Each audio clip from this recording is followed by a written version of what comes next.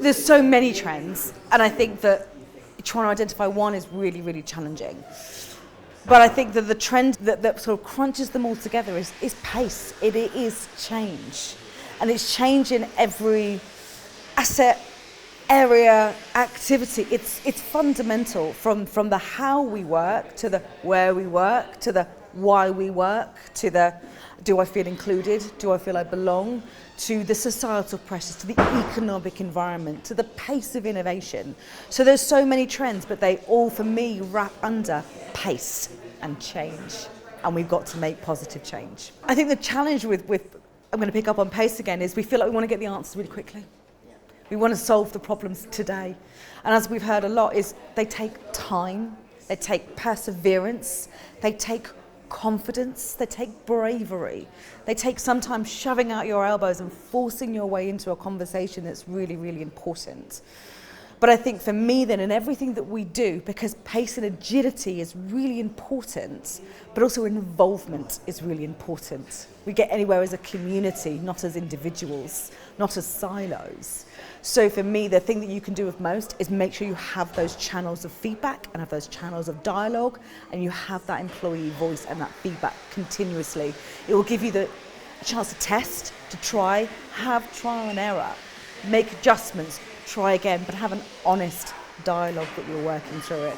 So for me, I think it's set up those points of listening and set up those points of feedback to enable you to have that agility to cope with the pace. I'm lucky in my role at the Institute because actually the nature of my role enables me I listen constantly, whether I'm chairing webinars, whether I'm talking to my members, whether I'm talking to the board, whether I'm spending time with my team and listening to what their passions and what their purposes are. And also, what I've loved is I feel like I can be myself more than ever. I've been working, like many people, for, I'm going to say a few decades.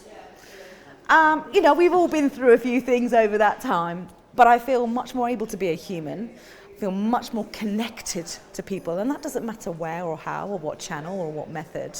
So I think for me, the biggest skill I've learned is listening and truly listening.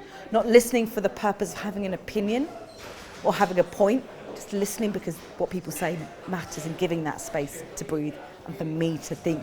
And reflection is critical, and it's continuous. Reflection never ends. We must live in it.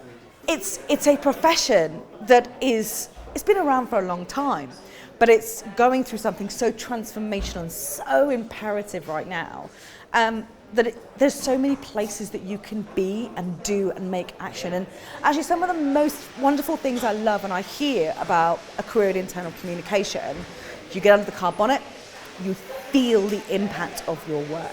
You don't write, goes out to the ether, you don't know, you feel it. You're close to it, and you can feel when you make positive change. So if you want to get involved in whatever skill set you come back from, get involved in internal communication. It's a very rewarding place to be. I think it's really important for us to spend time with each other, to be a community. We spend our lives empowering communities in our organisations. We need to empower our own. And for me, with this festival, which is a new style format for the IoIC, what we've tried to do is bring that sense of informality, of human and be here and be present, but also that point of choice. So you can come to this festival, tune into what's relevant to you, connect with people, but also you can hear inspiration and practical learning. And I think we need to be inspired, but we also need to know how. And I hope this format gives you inspiration, but mixed with the how, to make you feel that you can really accomplish your goals when you get back to the office, or home, or cafe, or wherever point of work works for you. I chose IC because people deserve to feel valued, heard, connected at work, and we have the ability to make that happen.